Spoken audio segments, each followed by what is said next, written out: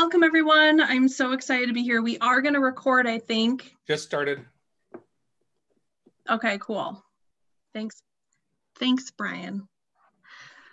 So welcome to the Madison, Wisconsin admin group, or we're called something like that now, I think. They rebrand us, I swear, every year, but we're super excited to be here and super excited about the guests today. So just some quick announcements, and then we will dive right into our guest speakers. Thank you, Better Partners, for hosting our Zoom meeting today, and thank you, Brian, for checking everybody in. For those of you who don't know me, I'm Jen Bowen. I'm one of your fearless user group leaders for the Madison group, but we are also joined by Brian Kong and Squire. Jen was not able to make it today. I don't think she's on the call. We tag team it with the Milwaukee group every other month. Of course, we are virtual for the foreseeable future. If you need to contact us, please reach out to us on Twitter. You can email us, or if you're not already part of the user groups on the Success community or the Trailblazer community rather, please feel free to join us there. Why are we all here? Our mission really is to succeed together. You've heard this from me a few times. I wanted to get that screenshot today because I want to update our pictures because we have been virtual for quite a while now. I miss seeing you all in person so much, but we are really here to succeed together, to network, to share our use cases, our stories, and really build awareness about the platform. There's so many different and powerful things that Salesforce can do, and the only way that we can learn about those things is by hearing from other people and really learning from everyone's experiences. So, speaking of which, call for speakers. Please reach out if you have any stories, projects that you're working on. Again, today's speakers are going to be sharing with us some awesome use cases with the things that they've been working on. So I'm really excited that they were able to join us today to share some tips and tricks. Anything from successes or even failures or cool little things that you're not sure about, if we even care about, of course we do. We want to hear from you, so reach out to us. We're happy to host you and have you join us for one of our future sessions to talk about those things. We are always growing. The Wisconsin community is very active, so feel free to reach out to any of the community groups in your area. Everyone here that's joining the call today, except for some Chicago people I recognized, pretty much in the Wisconsin area, but look out for any of the other Wisconsin groups that are still virtual. Also, I want to mention Salesforce Saturday. We are having Salesforce Saturday this Saturday. And it's actually a great topic. Andy is actually walking us through more on dynamic forms, which we'll learn about today. So we're going to kind of get a sneak peek from my colleague, Tony, on dynamic forms today and the use case we had. So take that a little bit further on Salesforce Saturday this Saturday and learn even more in how you can implement it for your company. Some upcoming events, of course, we always post these on the Trailblazer community as well on that left-hand panel. But Dreamforce to you, we knew it was going to be virtual this year, so we have a little more information. Of course, check out the website. Sign up if you haven't already. A couple of key dates. The keynote is on December 2nd at 10 a.m., which would be 12 o'clock our time. So maybe take a lunch that day and join it and hear from Mark Benioff as well as some other guest speakers. And then there is Dream TX, which is apparently, and again, Brian, maybe you can speak to this a little bit better, but apparently we'll have kind of the sessions that we're used to kind of seeing from Dreamforce, where we can learn from community members and things like that. Brian, do you know any more about it? Or my understanding is pretty much all of them are being recorded by Salesforce employees and may include a few customers, but predominantly all being managed internally.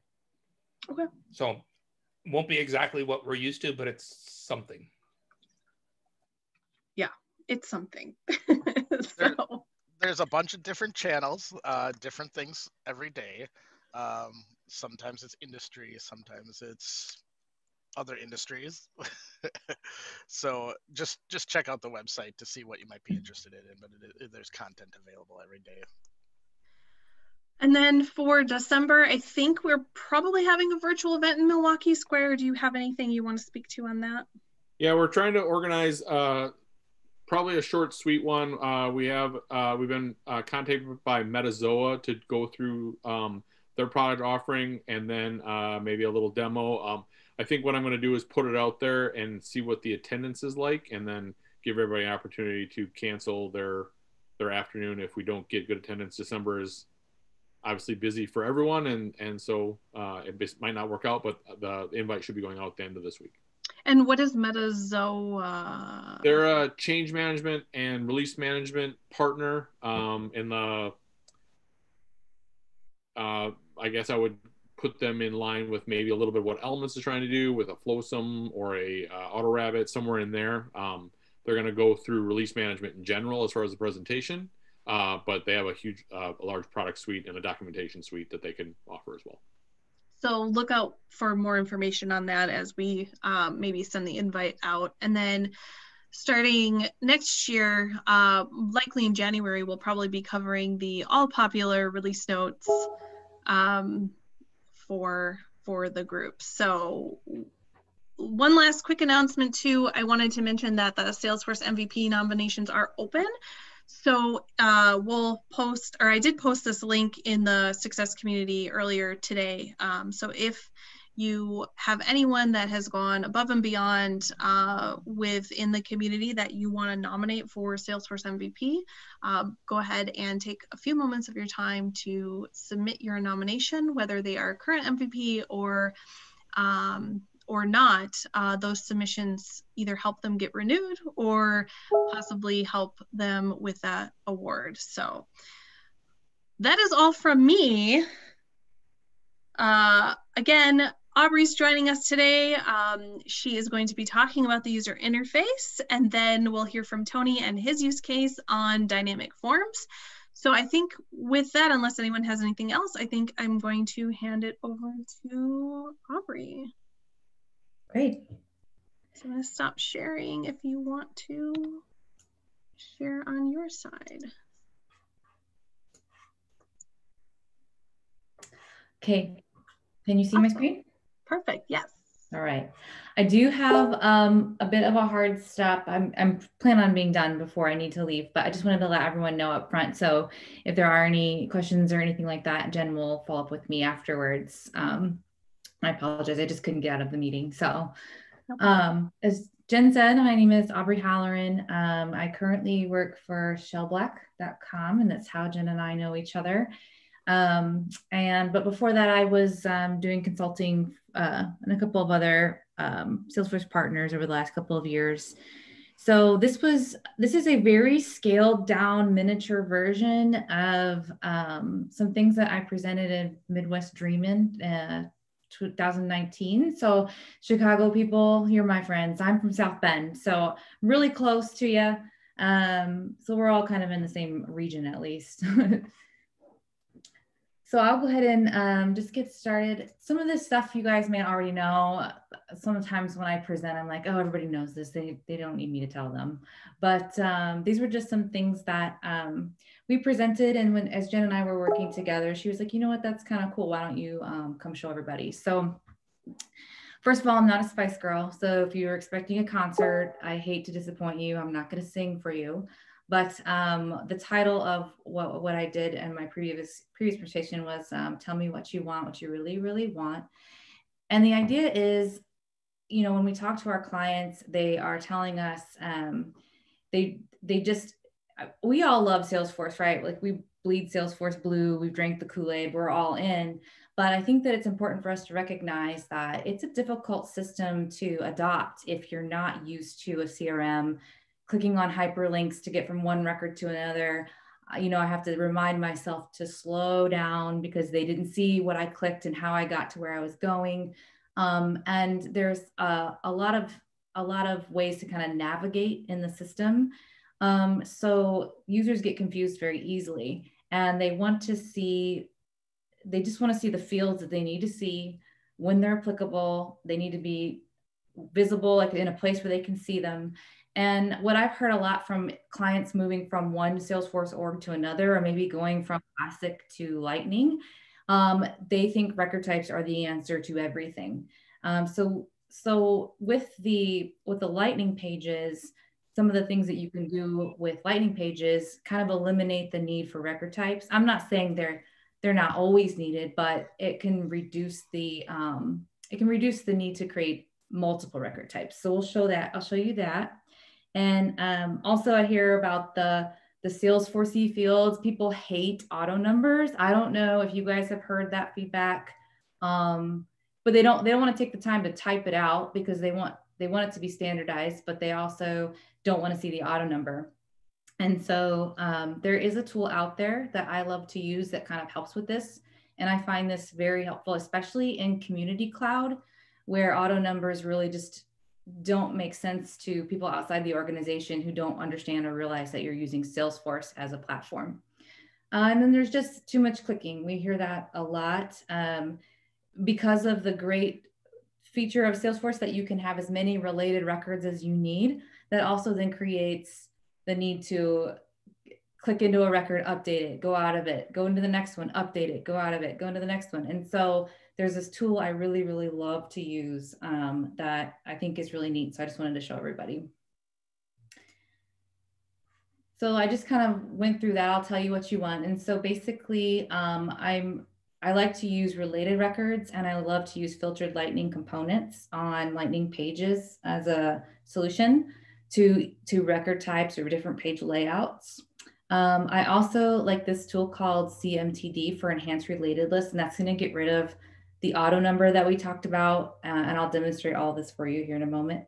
And then my favorite thing ever is inline edit on related lists.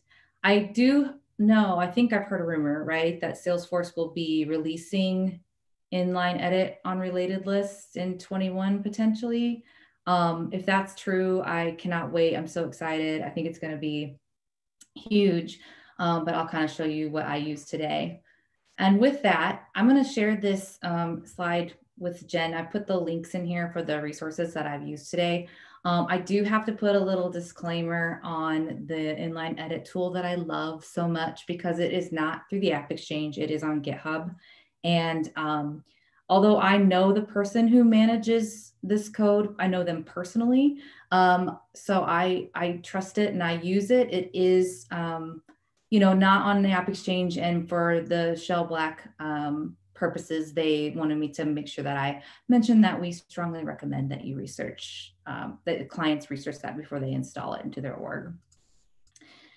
And then of course, here is some information about Shell Black and who I work for, and a little bit about our firm and our team. So that is pretty much the stage here. Let me get into my demo org.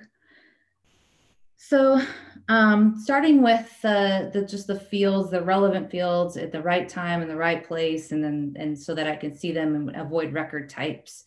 And I'm going to use very, very simple use cases today. And again, I think that some of you may already know what I'm doing, but I just really like to say, if I hear a client say that, based on a pick list value here, or based on a box being checked or certain criteria, they need to see certain fields, but it doesn't always apply. Before I move into thinking about record types and those kinds of things to solve page layout problems, I think about filtered components and related lists. So for example, this is just a case, but what if I say it's a special type of case? When I click save, using a filtered related list component on the related record, related record, I can have those fields pull up, and now they're visible on the page, and they only are visible when this certain criteria is true. And I use this a lot, like I said, not so much and we'll talk about the path and the ways to use the path key fields in a minute, but I use it more about when like, well, let's say the client is a prospect, well, then these certain fields apply. Or I've had a use case recently where on an opportunity, the client says, sometimes we have an RFP, sometimes we don't. So they wanted to be able to indicate on the opportunity that this particular opportunity has an RFP. And with that comes additional fields. And so unless that RFP applies, these fields don't show up. You can even then just treat them like fields, of course, right, with validation rules and say, well, if they do appear because criteria is true, then we want to make sure they're populated.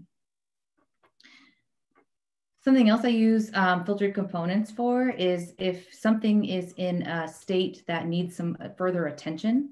So I use rich text components to just put whatever text I want, or any kind of links or verbiage or images. Sometimes I've used, like, if a person is deceased, I've used a rich text component to display an image on the screen. So that way it's clearly visible when someone enters in the record, that the record they're looking at has a certain criteria on it. I've also used this, client said they want to, anytime there's a returned piece of mail and they say that this, that they had an address or mail return, so the address is bad, they wanted to see that in red text at the top of the page so that the next time someone looked at that record, it would be clear that something needs to be updated if possible. So something else I do use filtered components for to show different fields. And I know that like, let's say in the path, we have the ability to put these key fields at the top, then that's great. I think that that's exactly what the heart of what the users are asking for is, hey, only show me what's important at the time it's important. The struggle I get with these being in the path, though, is that once you leave that status, those fields are no longer visible. So let's say I've closed this case and I come back to look at it historically. In order to see what was there, I have to either reopen, change the status, or click on it, or I have to duplicate those fields and put them both up here and down on the details. And that causes some confusion too. So to avoid duplication, of where these fields can be updated, and to avoid somebody having to click back on the right status to open up the right key fields. Something else that I've done is, instead of putting them in the path, what I've done is just use a filtered related list to show those fields at the time when it's needed as well. And if I look at my record page, pretty straightforward. You can get really creative.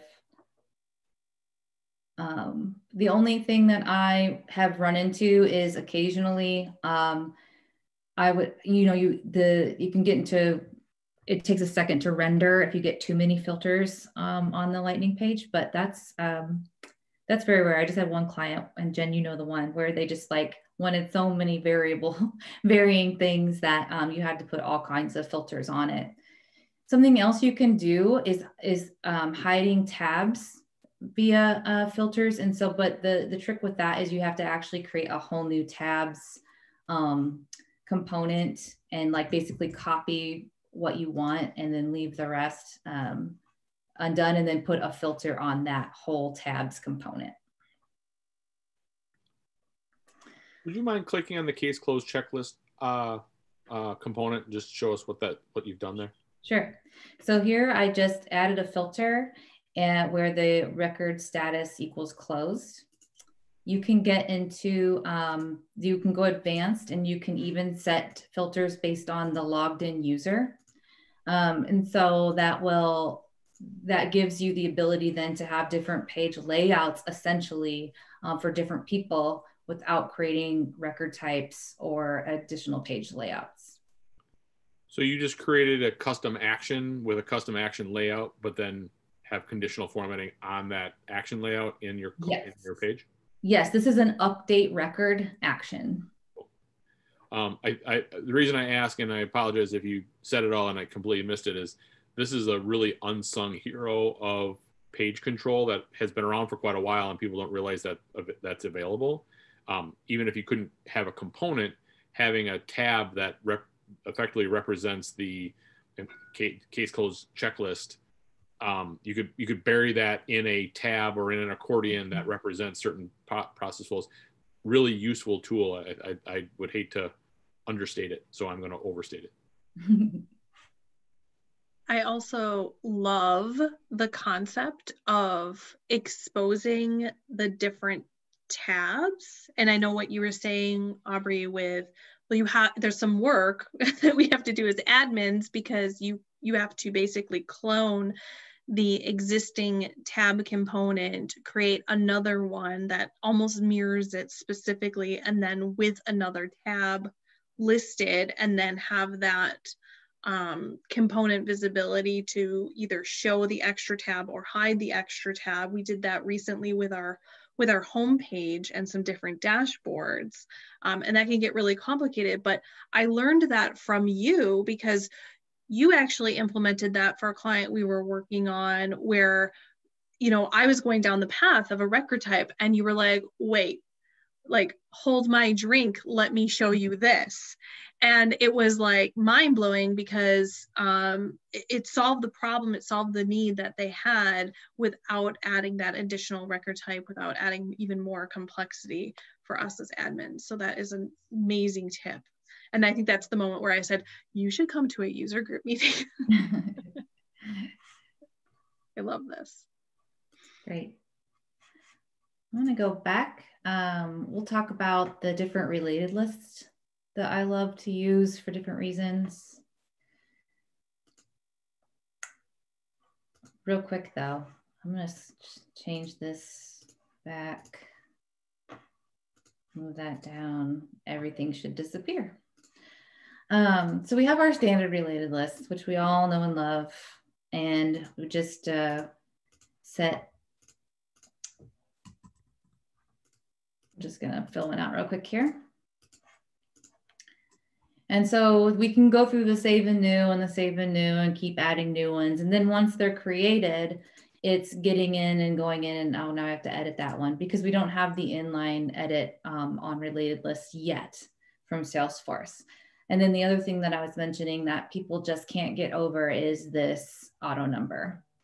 So with CMTD, you're able to basically choose whichever field you want to off of the child record and redirect it and set it as the ID of the key. When I hover over this and I click on it, now I'm taken to the child record. So I'm, in a sense, hid that auto number and redirected it. I also can put any type of label I want on these fields. It doesn't have to be the API name or the actual label in the system. And this is where I say this is an extremely powerful tool that I love to use in communities, because you can name it whatever you want your external audience to see, and not necessarily have it be the same for your internal audience. And sometimes that matters when you're dealing with different, like either customers or partners, and you have a multitude of people that you work with. The way I've done, and this is going to work the same as a standard related list, where you can like just basically create them one off, and you have to go in and edit them as well. You can also filter these. So you can say, only show me only show me like the related records where responsible equals client. So you can put multiple, you can use the same related list and the same object and split it out as many times as you need to with the filters. So I've done a use case before where on one CMTD component, I put all of the open opportunities, and on the other, I created another one using the same related list, but put a filter on it that said closed, and then that split it out for the client, and they could see the ones that were open up at the top.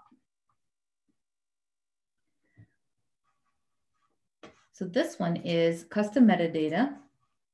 And so it's a free app on the App Exchange. It's free, and it's pretty simple to set up. And in your custom metadata types, you just manage your records. You name all the fields that you want to put into the related list. You just make sure they all have the same related list name. You put the API name of the field, and then you can label it anything you want. You can put them in any order, and then you can override the type of field they are in the UI. So let's say something is a yes/no pick list in a normal situation. You can make it a checkbox. I think there's a couple of things that it supports here. Let me just click in here. So I haven't used the badge or unescaped HTML, but that's a way to override it. You can also then say this is the target API or the target ID field. And that's how I accomplished removing the auto number was I just chose the activity name as what I wanted, or what I wanted the hyperlink or the ID to be, and it could redirect it to the record itself. This one is addicting. You use it once and then you want to use it for everything. But I do find that it's extremely helpful for kind of deciding, filtering the list and then redirecting away from the auto number. Any questions on that one? This is the one you said's on the App Exchange? Yes. I have.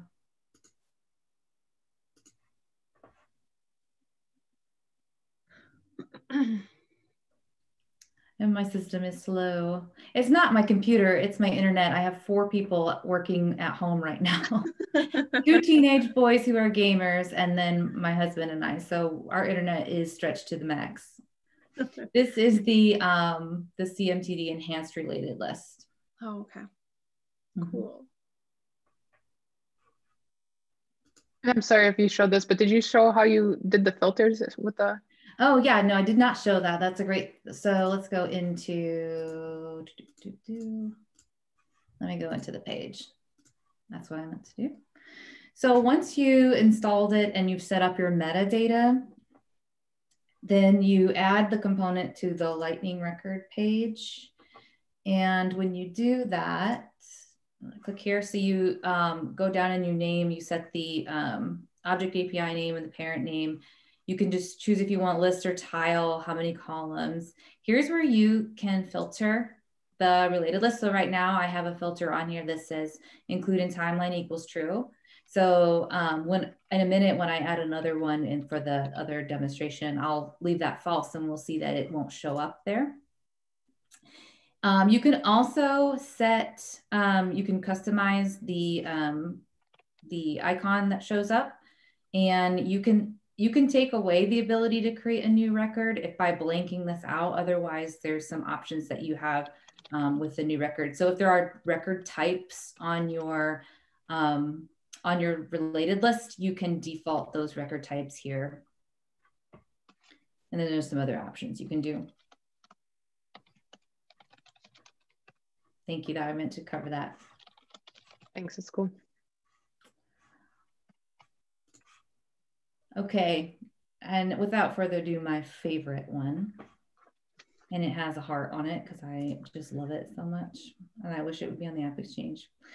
This one is the inline edit related list, and I'm not hiding the auto number here, but this one is so many use cases for this.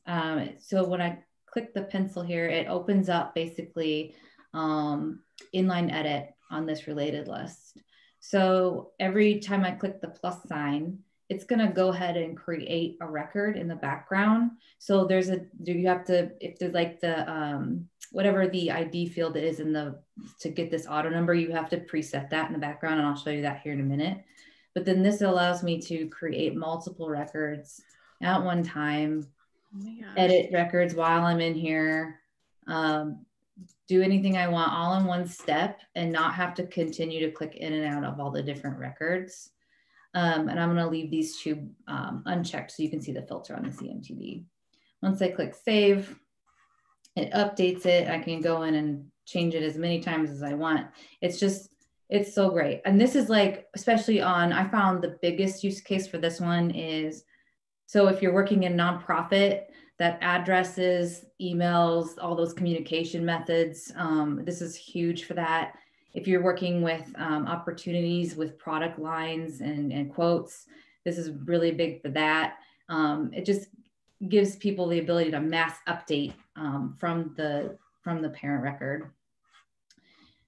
So if I go back to my standard list, they're all here. They all exist. My CMTD one should be filtered only to where that's true, and it is, and that's why I can't see these other two. But this is just one of my favorite things to use. I wish I could use it all the time.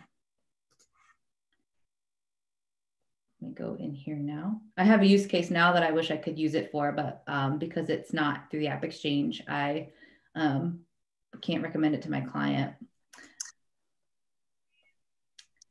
So on the inline edit related list component, the record ID should automatically come in.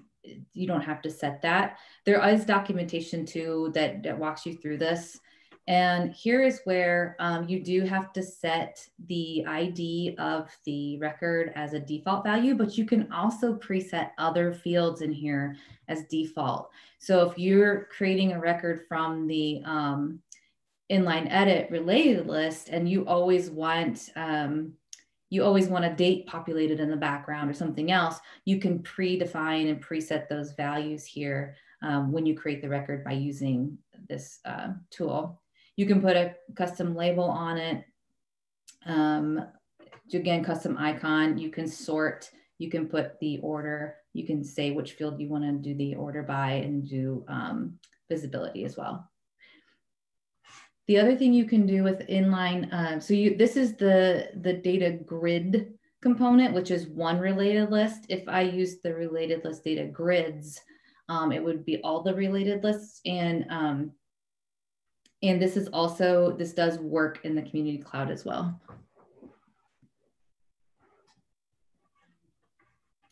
So does this pull fields directly off of the page layout and which fields you have defined in the related list items? Yes, this is, so on the page layout, on the case page layout in the timeline activity related list, these are my columns defined. And so those are the fields I'm seeing here. Yeah, so, and that would be a limitation. If there are additional fields, you can add as many fields, I think, as you want. I think you can go up to the nine fields across. I mean, they do start to scrunch. But you can't update the entire record from here, just the columns that you have identified in your related list on the page layout.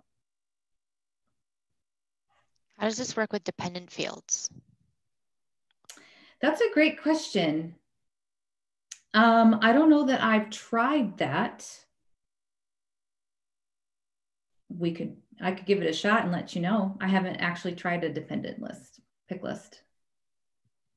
So like if you had the parent and then the dependency in the columns, is that what you mean, Stephanie?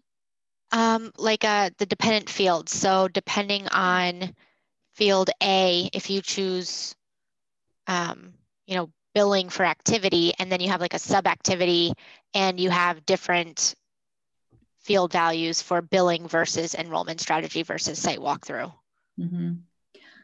I feel like it would work. And the reason I say that, and I can test it out and let you know after the call today. But the reason I say that is because just like I have to default the ID, because it just goes ahead and creates the record as soon as I click the plus sign. So another like gotcha on this one is if I click the pencil and the plus sign, and then I abandon what I was doing, it still has that blank record in the background. So it's already created it. So I can click save and those fields will all just be blank. So that's one of the downsides of it, which is why when you're doing this, if you do choose to use this tool, one of the good things to do is like default values when you can, but if you have, the other thing that I noticed is like if there's a validation rule in the background and they should have filled something out and they didn't, I don't know that it's a very user-friendly error. So those are the couple of the limitations that I've run across when I've used this. Do you know, is it like open source at all, or? Let's take a look here. I want to say, and the picture, if you see it good, it's not so John Schneider, my former colleague at NextGen, is the one who manages this. Okay. And it's no longer sharing it publicly.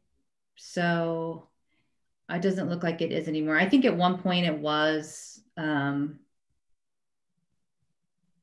we can just give John hell if we need need something. Yeah, he actually was supposed to co-present with me. He co-presented with me at Midwest Dreamin', but scheduling and just everything going on, he couldn't make it. But he is the one that manages this. So this is like super secret if it's not public. Yeah. Yep. You heard it here first. Yeah. Or he's working on the security documentation, and that's not why he's not sharing any updates. Yeah. Yeah, I did hear though, I don't know if anybody else has heard or if I'm like crazy, but I think I heard that Salesforce is working on this. I mean, because it was such a huge deal. So there's an idea out there that was updated 9 months ago that it's in their backlog to work on, but they have no expectation to start working on it during 2020. Okay. So take that what you will. Yeah. And our, our dev team, I've seen this done with code before, but, who has time and budget all the time to go through the dev process. And so this one is just like a quick and easy, install it and go. But yeah, it comes with some caution, I guess. It is really cool though. Yeah. That is basically, like I said, it's a scaled down version, and just trying to fit it in the few minutes here, and just to give a little bit of some of the use cases that I've come across.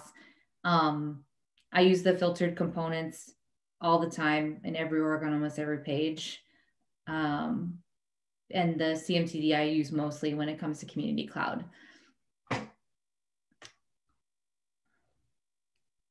But that's all I had. Awesome. Any other questions while we still have her? Thanks, Aubrey. This is Melissa. I have a couple of use cases I'll just mention that where I've used the CMTD. So one of them is in displaying hierarchical relationships in accounts. So our industry, there are like parent firms, and then there are branch offices, and then sometimes there are teams within those. So you can always in Salesforce find the parent, but it's not always easy to find a list of the children. So we've used it in that case. And then we've used it internally in our Salesforce to create like service profiles for different clients, because we have record types on our assets. And so different types of products that clients have purchased, we want to display different things and group them out separately. So those are just a couple of use cases that I've come across. Mm-hmm. Being able to filter that related list. Exactly. Is awesome. Mm-hmm. Great. So I think one thing, so part of the reason why, I wanted to have Aubrey here today, and then also inviting Tony here too to talk about dynamic forms, is things are changing so quickly. And as I think about what we just saw, I also think about dynamic forms and the visibility components, and how you might start thinking about that differently even with dynamic forms, because that gives us even more ability to show and hide information on a page layout.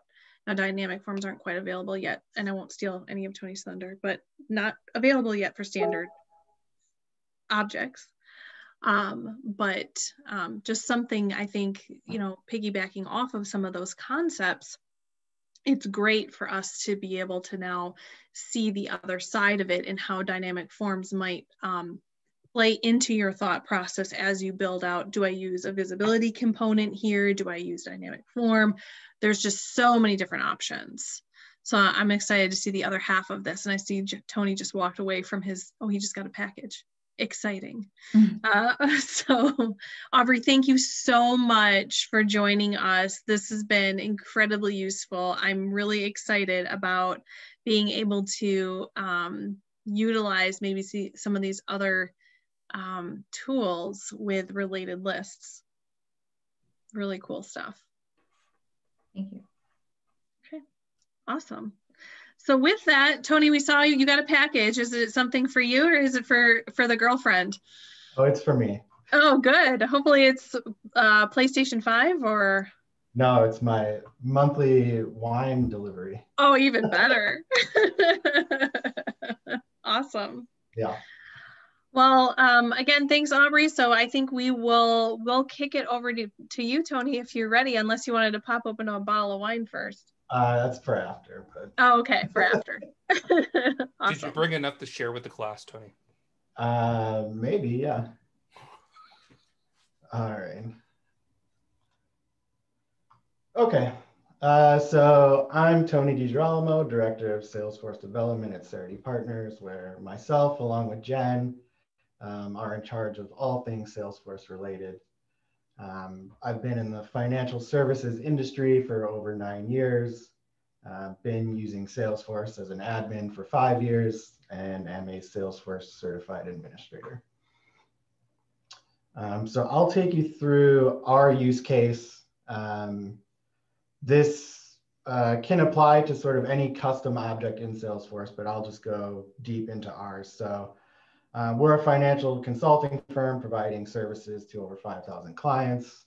We have over 200 advisors that we support as our technology team. To help our team better service clients, we're utilizing Congo Orchestrate to create and manage workflows for our various teams. Orchestrate is a managed package. They utilize a custom object, business processes to drive those workflows. And we both encourage and empower our end users to create their own business processes for any repeatable process to ensure that steps are done in the right order and correctly every time. So the issue we were facing is that anytime we had a new business process, if we needed to collect new information during that creation, so in other words, if a new required field needed to be created and added to the layout, we would end up with a new record type and page layout per business process. So why was this bad? From an administrative perspective, we ended up with dozens of record types. We rolled out Orchestrate initially to just 3 of our teams, and we ended up with over 20 record types just for those teams. From a user perspective, they would see this anytime they wanted to create a new business process. So one splash page with a list of all their available record types. And the more we added, the more they would have to scroll. So not ideal from a user standpoint. And this is what our Fort Worth team saw every time they wanted to create a new workflow. So to help with this, we turned to dynamic forms, again, only available currently for custom objects. But with dynamic forms, we were able to reduce our overhead to 1 record type and 1 lightning record page for all our standard workflows, and then a few more for our larger teams and then our specialty workflows.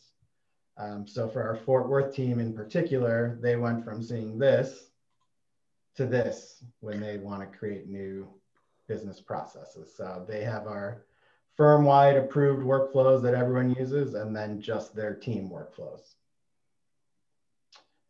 One thing I want to point out, you could create 1 record type and 1 lightning page to handle everything, but you'd quickly find yourself in the same place you were before, which is your controlling field on your dynamic form would just become overrun with pick list values. So we chose to break it up into multiple record types, better control over pick list values, better control over what people see, but definitely much more streamlined, as you can see, than what we had originally. So how did we get here? The first thing we did was create a new pick list field on our custom object. So we created a pick list field called workflow. We added it to the master page layout. And then we did some cleanup. We went through all of our available workflows we grouped everything by category, and those categories became our pick list values.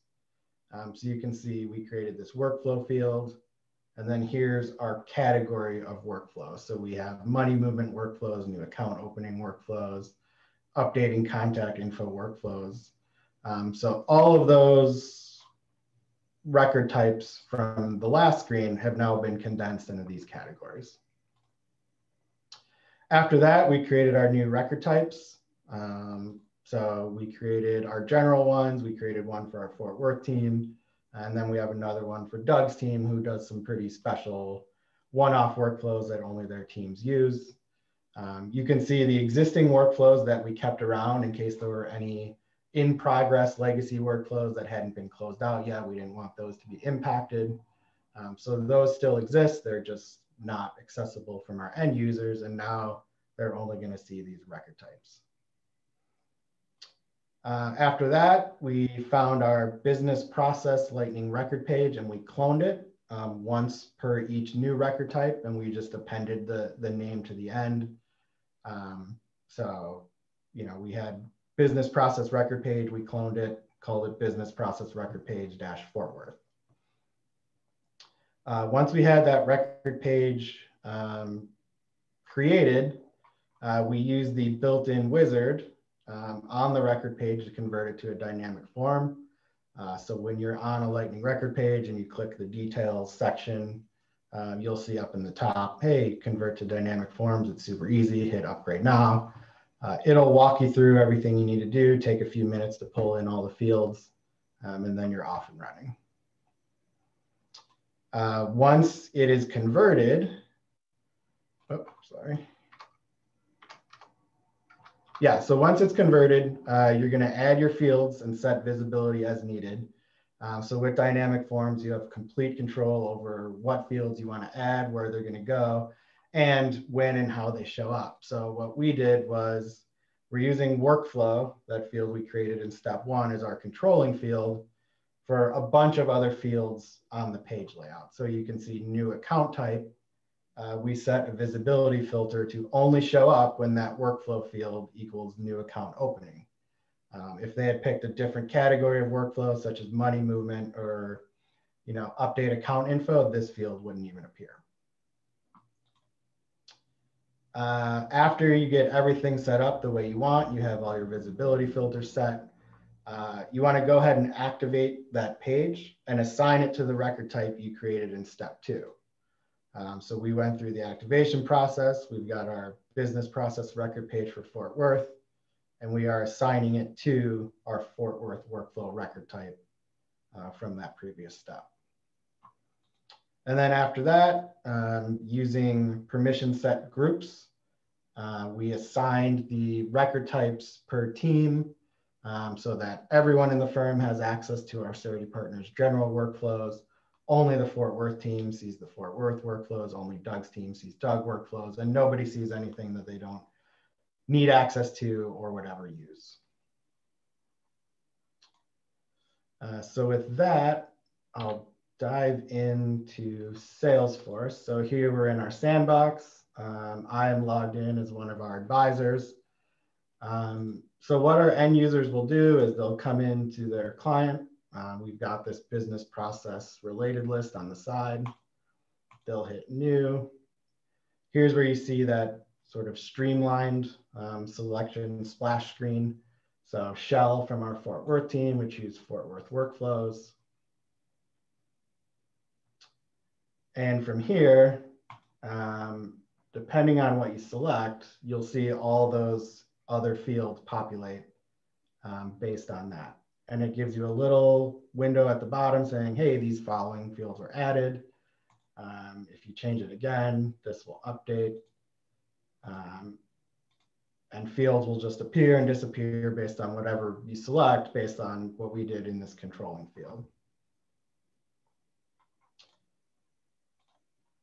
So just to show how this works, so let's say we had a new account opening, new advisory account.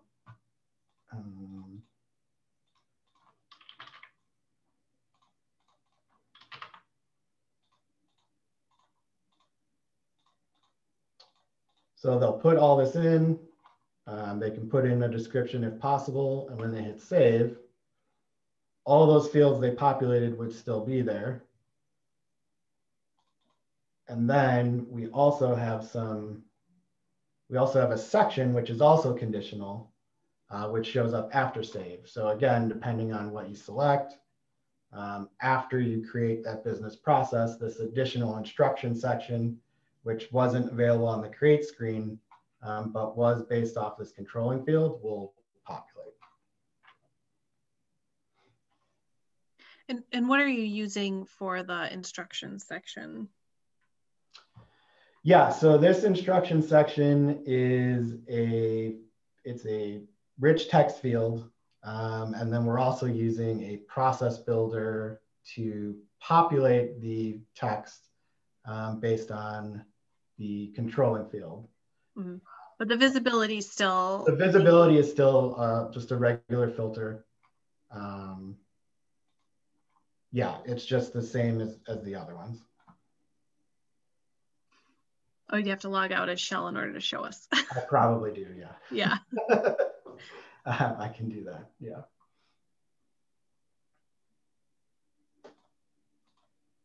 Okay, so we've got our household. We've got our business process.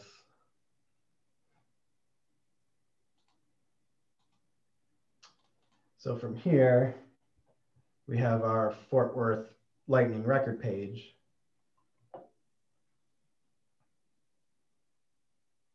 And here's where you can see everything. So these are all possible fields that would be associated to any Fort Worth team workflow.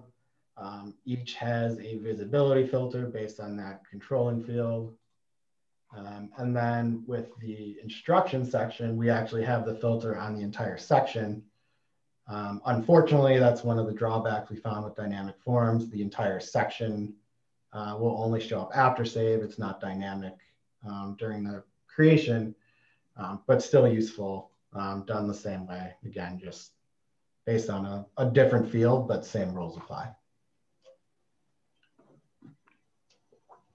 I'm curious, I've heard rumors, or not rumors, I've heard people speaking that some of the pages can be really heavy when you've got a lot of dynamic components being assessed. Have you seen any challenges there? We have heard the same thing, and luckily we have not experienced any issues. I think for our use case, I mean, there's a decent amount, but it's still relatively small compared to what some others are doing. But no, so far so good. No loading or performance issues. Any issues mobile-wise? I haven't heard Good any. question. I honestly don't think we have more than a handful of users using mobile, but yeah, that's a good question. I think even for, and correct me if I'm wrong, Tony, for people that would be using this probably wouldn't even be on mobile for this record.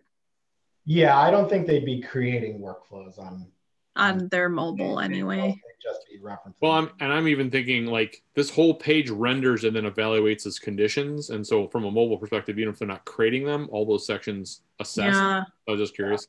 I was also kind of hoping you were like, well, when we ran the analyze, we saw that there weren't any challenges, but have you tried to use that? No, not yet. We actually just very recently rolled this out. So cool. All right. Yeah, still testing, still soliciting feedback. Jen would know better than I would if anyone's complained. I haven't heard any complaints yet, but like, when did we go live with this? Like Monday? Yeah, so late Friday. Good question, though. I think Square. I think one night. I think we were discussing this and going live with it pretty recently, and Tony was building it, and the next morning I woke up and I like had a panic attack, and I messaged him first thing, and I'm like, what about performance? Like, is it going to render okay? And I was kind of freaking out, and he's like, no, it's fine. It's working. It's great. All right, cool. Yep. This is awesome. I can think of a use case almost immediately for this. You said it's custom object only. Yep. Do you know what the roadmap is for standard objects? It's unknown. It was spring, and then it turned into summer, and now it's like, It's Yeah. on the roadmap. It is not committed for a release. Is the answer. It's not the answer I wanted to hear, but I'll accept it. I have a question for Tony and Jen that is kind of related to this because this adds a lot of complexity. How are you documenting this? Andy, you're breaking up. I don't think I understand the question.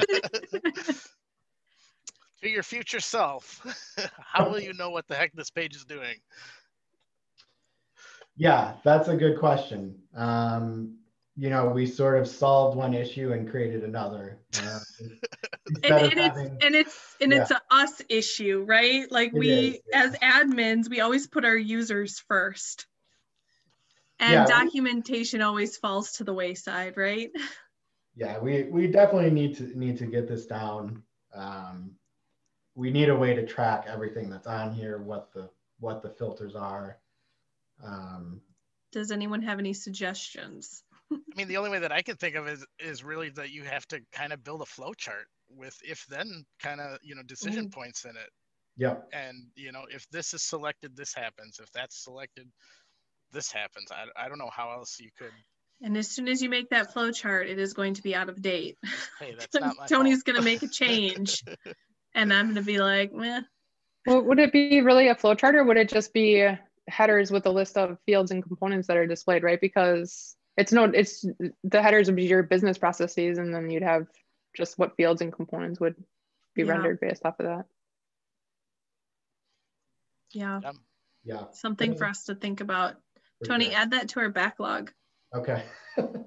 Everybody's either like really jealous because you get to work with me all the time, or they understand that you're in a lot of pain right now. Just kidding. Yeah. Make sure your backlog or your current sprints include tackling that technical debt. I don't know if you saw that cartoon I posted recently. Yes. I feel like documenting this versus having to change 20-page layouts whenever one thing changes that's common amongst all of them is probably going to be still less of a challenge. True. For sure. That is something that we really like about this. I think it depends on. Yeah, we just add it. We add it here and set the visibility instead of, like you said, going into multiple page layouts, making sure it's added. Yeah. I think it will depend on how often your changes and how complicated the pages are. Right? Because I'm sure there's going to be some circumstances where having multiple page layouts would be simpler, or at least from a time standpoint. There's going to be other times where you flip it around.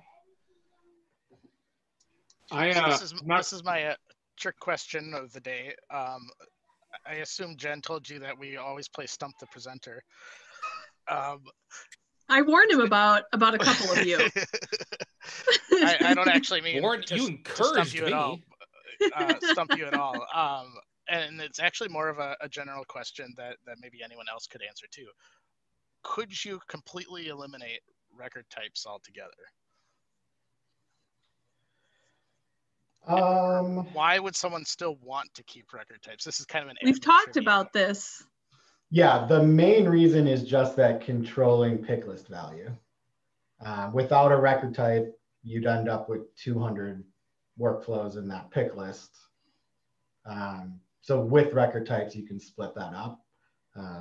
Jen and I actually had this exact conversation, and she yelled at me when I proposed getting rid of record types altogether. So she's probably got more opinions on this than I do, but. Everyone knows here how much I yell at people. Well, Jen, just replace it with a bunch of dependent pick lists then. have a pick list field for your record type. Yep. And make everything dependent upon that. I mean, can they be multi-select while we're at it? Oh no. Can anyone else think of another reason why you can't or maybe shouldn't get rid of record types besides just the pick lists? I mean, one of the benefits of record types is control of who can create what. So there's a visibility situation here, but if you're using a record type to say, you know, Jen, you only get to create existing business and Tony can create new, it does give you that little extra control then with being able to like preset fillings and or fields and things like that. Exactly. Especially like when you're doing imports and you're having people where you're not specifying a record type, being able to say just use the default. But you know, the use case is becoming very narrow. Yeah, so there's the security component, right, of controlling, which is what we're doing with our record types, right? The Fort Worth team can only create the Fort Worth workflows. The Doug Nardi specialty team can only create the Doug Nardi specialty workflows.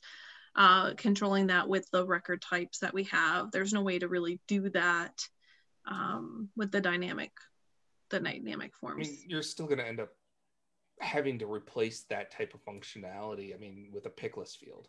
Yeah. Right. Right. But that's only going to work like the benefit of doing something along the lines of with record types is you have to specify the record type first. Whereas if you're using dynamic forms, you would have to do something along the lines of, hey, unless that pick list field is filled out, all the other components are blank. Right. I think you're also setting yourself up a little bit. I mean, I guess what I want to start that sentence again. The value of the record type will always be what it delivers. Maybe your use case can get around it, but as soon as you need to have a very unique layout or record type experience and you've designed your app to ignore it, you've created like a huge gap in your tech debt. And more importantly, going back to my earlier question, you might end up creating the lag or like runtime issues that this page could end up with if you say, we're going to do nothing without record types. Now you've got maybe hundreds of dependencies on this page that make the page response time slow. So I think the real answer is always be asking the question, do we or do we not need it, and not just assume you won't or do need it.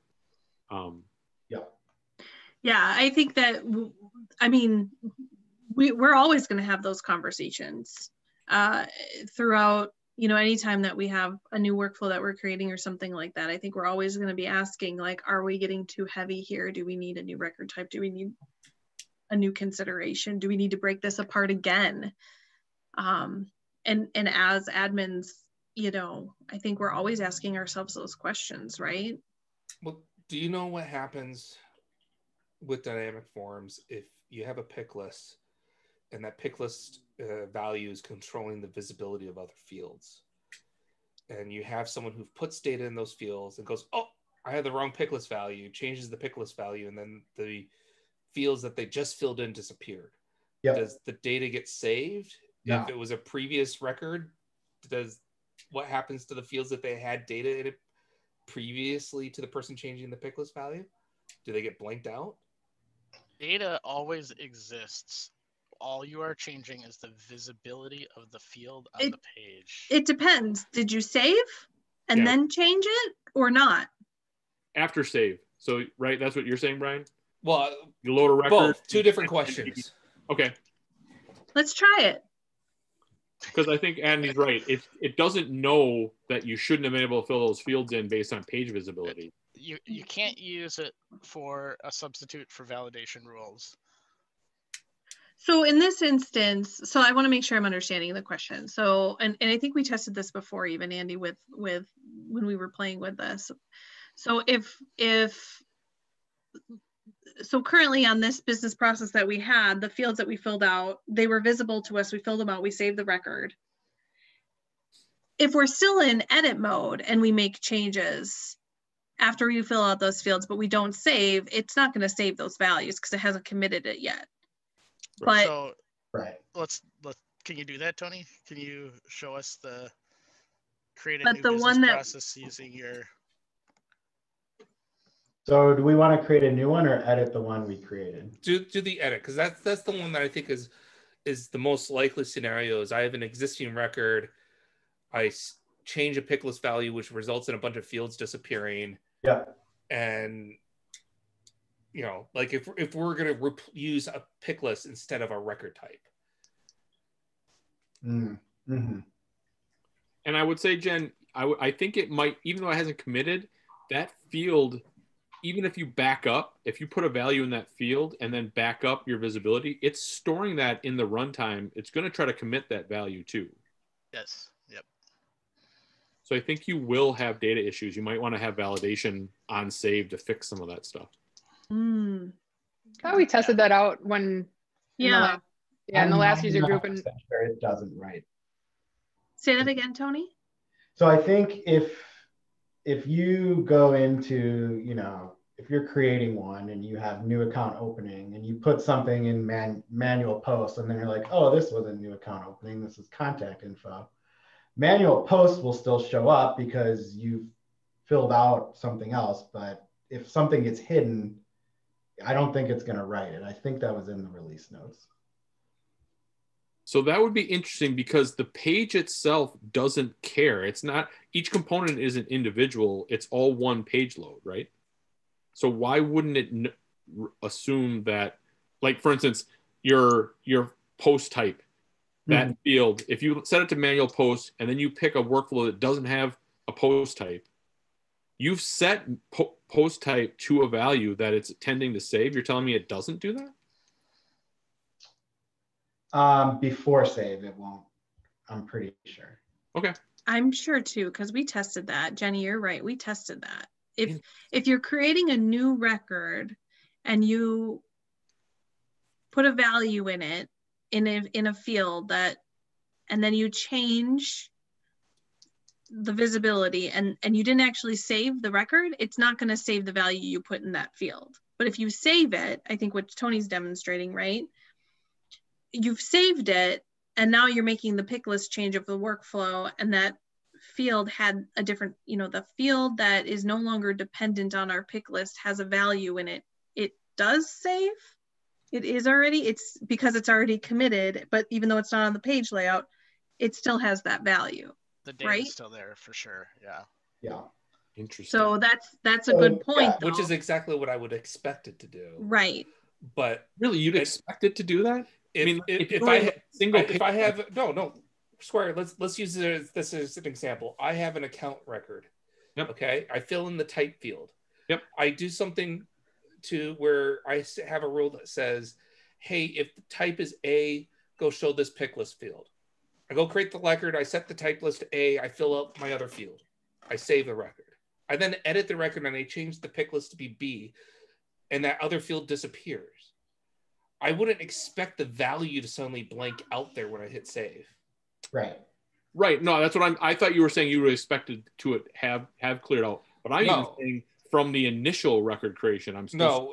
What I would expect is if I'm creating the record and I hit select type A, field shows up, I put in a bunch of information. I go, oh no, that's wrong. I'm actually doing something else. Select type B.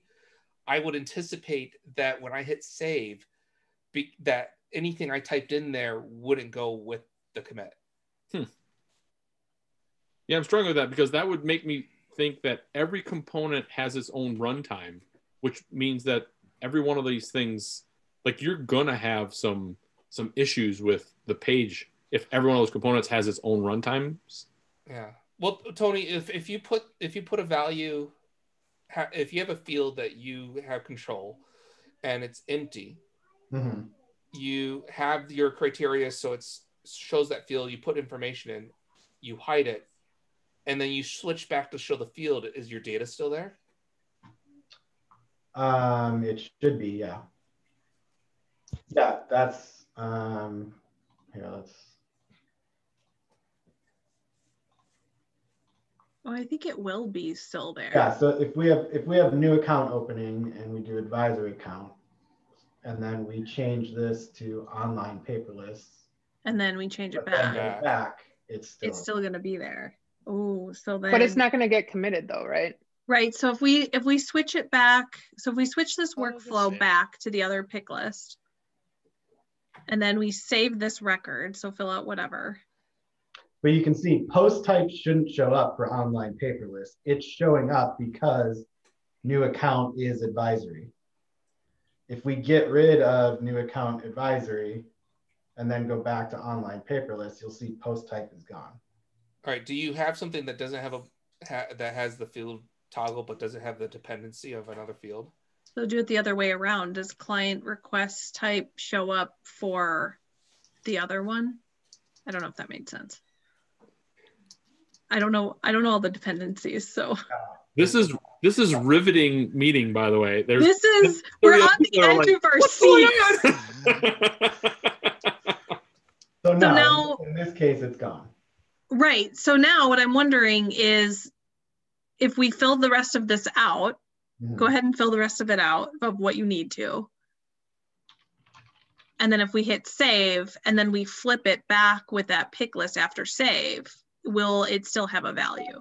Or if you look at the record in the list view or a report, will it have a value? Right. Okay. I just want to make sure too, like this could be something that's solved because it's all. So what does it say? Text strings. Some fields that you updated were hidden due to changes you made. We save only visible fields. So the updates. Ooh. Huh. Square, the way I think that it works, or I imagine it working, is that it's actually only grabbing, when you go to commit, it's only passing the fields and the values of those fields over to the database. It's not taking everything that you had on the page layout. It's just taking what you had rendered and populated, and then whatever the defaults are. This is a great warning. Good job, Salesforce. Makes perfect sense. Telling you it's going to get discarded. But you can see why I'd be concerned about the overhead of the page, right? If it's got to evaluate, say 50 dependent fields every time you save to see which ones are currently on the page, you might have some timeout issues there too. So yeah, a lot of times, like with the HTML, you're actually just doing like a query of the page to see what's rendered, and then you're grabbing that information. Very cool. Wow. We're learning so much today. Thanks, Tony. Take a screenshot of that picture and let's post that into the... I totally took a screenshot. I'm ahead of you. Yes, that is a really good point. We will definitely post that. I have another point I'd love to be able to talk about real quick, because the difference is, again, between what Aubrey showed us and what we're talking about with Tony and dynamic forms and stuff, is the concept with dynamic forms that we're seeing with him is when he's creating a record, items are dynamic, right? But when Aubrey was using the dynamic component, the visibility of those components dependent on her pick list only showed up after save, where with the dynamic form, it's showing up, on create. So it gives us so much more flexibility to be able to show and, display and hide those dependent fields utilizing the dynamic forms versus the component visibility, unless that's your use case. If you wanted to show up after save for some reason or another, like maybe the account warnings that Aubrey was kind of talking about, like a deceased warning or something like that, with a rich text component, that might make sense. So just, another thing to kind of think about. Obviously, we don't have dynamic forms with standard, objects, but and I'm hearing your concerns about page load and render times, but and I'm trying to find the documentation. But there was recently a new architect's guide for dynamic components on a screen, and exactly using dynamic forms was like the recommended. If you can do it with that, that's the suggestion to actually speed up page render times. Cool. If you find that, Andy, can you share that to the... I would love to. I have a separate architect's guide on something else. Sorry, that was not helpful in any way, was that? Architect's guide to building record triggered automation. That is not the one that I was looking for. That's the flow and process builder one or whatever. Yeah. Hey, I just wanted to throw an idea out there. It's not a great idea, but I did see someone using it a couple weeks ago for documenting your dynamic pages. Oh, you put a rich text component on your page that no one but admins can see that contains the documentation of the page. That's cool. Even like a link to the documentation. This was actually fully written out. You document the page in the page with a hidden rich text component. But it's rich. It's also rich text, so you could put images in there. You could, you know, technically make it look somewhat spreadsheet. Using Salesforce on Salesforce. Oh my god. Yeah. This is where I get all my energy from, Tony. This is why we do this. Yeah. They had Now he understands. The user had put a tab on the main page called documentation that only that system admin could see, and then the component was in that, and you could just flip to it and read what's supposed to be happening while you were looking at it. That's interesting. I wonder, you could even do that maybe for like the end user perspective. Potentially, sure. Something like that, sure. Maybe. Question. Do you know if it's on the roadmap for having this dynamic forms be for standard objects? Well, I'm sure that's the plan. Well, I'm not quite sure the rationale why it wasn't released for it, but I'm sure they had good technical reasons. I heard it had to do with the upgrade. There's so many people with huge pages that are based to the standard objects that the upgrade functionality was heavy. That's the one I heard. Okay. Any last minute questions or anything for Tony?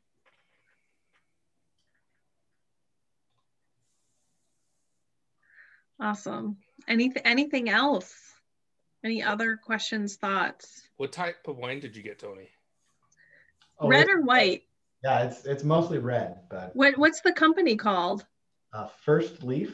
Oh, that's what I do. Oh, all right.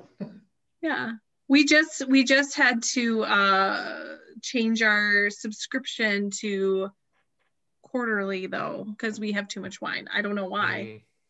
I can help you out with that, Jen. Can you? Okay, I'll leave some at the end of my driveway. And there wasn't a daily option, so there wasn't a daily option. I don't understand it, mainly because I don't drink wine. I did find the link and posted it in the chat. Everyone, is the Architect's Guide to Building Forms, and just for anyone who's interested, is the Architect's Guide to Building Record Triggered Automation. Well, thank you, Andy. Awesome. Well, thank you everyone for taking some time out of your busy schedule. I loved this topic today. I hope you enjoyed it as well. So be on the lookout for a December invite. Have fun watching the keynote. Salesforce Saturday on Saturday. Let's build one of these. What day is that on again, Jen? I don't know. Saturday? For you, it's Sunday. The 20. What is this Saturday's date anyway? The 21st. Yeah, Saturday the 21st. Come Salesforce with us. Bye, everyone. Very useful. Thank you so much. Bye-bye. Bye. Bye. Bye. Bye, Jane.